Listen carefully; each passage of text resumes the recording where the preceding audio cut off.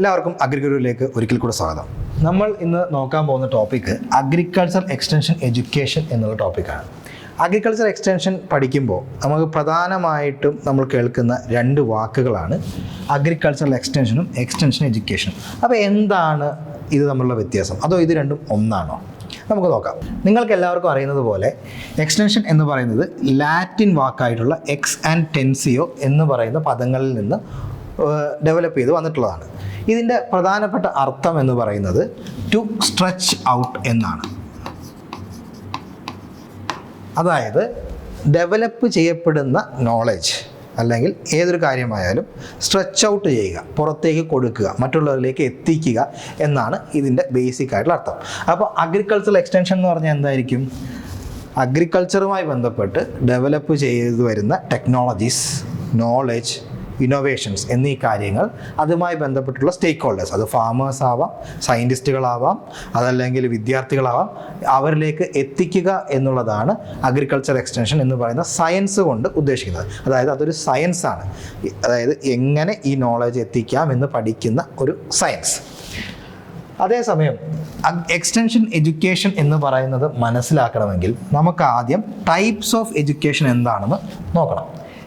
എന്തൊക്കെയാണ് types of education? 3 തരത്തിലാണ് എഡ്യൂക്കേഷനെ classify ചെയ്തിട്ടുള്ളത്. ഒന്ന് ഇൻഫോർമൽ എഡ്യൂക്കേഷൻ, മറ്റൊന്ന് ഫോർമൽ എഡ്യൂക്കേഷൻ, മറ്റൊന്ന് നോൺ ഫോർമൽ എഡ്യൂക്കേഷൻ. എന്താണെന്ന് ഓരോന്നായിട്ട് നമുക്ക് നോക്കാം.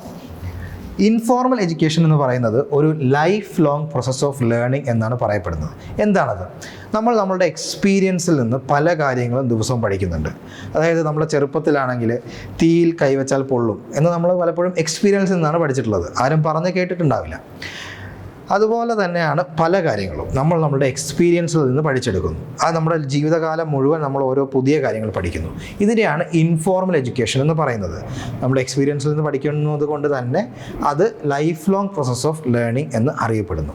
ഇനി രണ്ടാമത്തത് ഫോർമൽ എഡ്യൂക്കേഷനാണ്. നമ്മൾക്ക് എല്ലാവർക്കും അറിയുന്ന school, college system of education.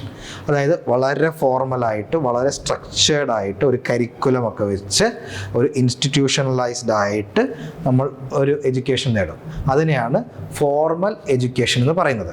അത് നമുക്കറിയുന്ന പോലെ അതൊരു ഹൈലി ഇൻസ്റ്റിറ്റ്യൂഷണലൈസ്ഡ് ആയിരിക്കും. അതെന്താണ്? ഒരു ഇൻസ്റ്റിറ്റ്യൂഷനായിട്ട് വളരെയധികം അറ്റാച്ച് ചെയ്തിട്ടുള്ള ഒരു എഡ്യൂക്കേഷൻ സിസ്റ്റം ആയിരിക്കും അത്. അതുപോലെ തന്നെ അത് ക്രൊണോളജിക്കലി ഗ്രേഡും ഹൈറാർക്കലി സ്ട്രക്ചേർഡുമായിരിക്കും. എന്താണ് ക്രൊണോളജിക്കലി ഗ്രേഡഡ് എന്ന് പറഞ്ഞ് ഉദ്ദേശിക്കുന്നത്?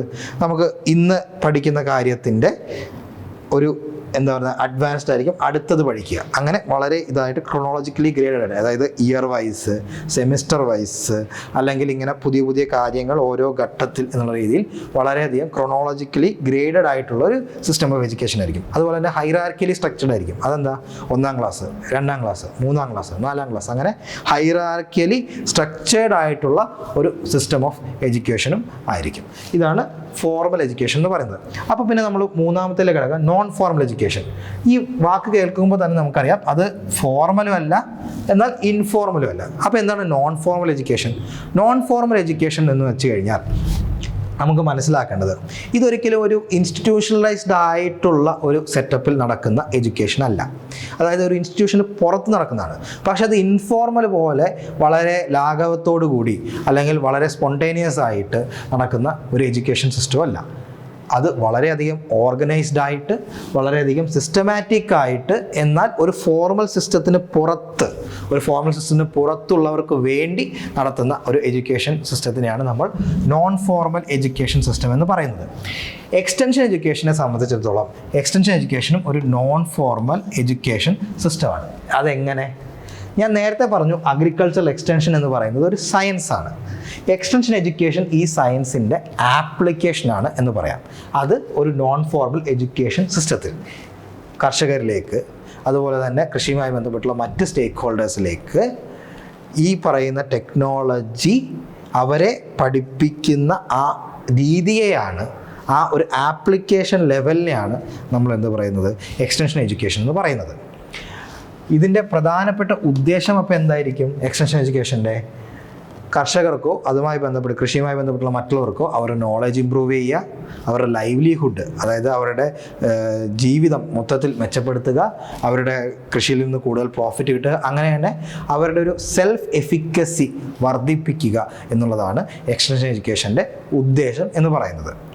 അപ്പോൾ ഇത്രയും പറഞ്ഞ കാര്യങ്ങൾ നിങ്ങൾക്ക് എല്ലാവർക്കും മനസ്സിലായെന്ന് കരുതുന്നു. നമുക്ക് അടുത്ത ക്ലാസ്സിൽ വീണ്ടും കാണാം. നന്ദി.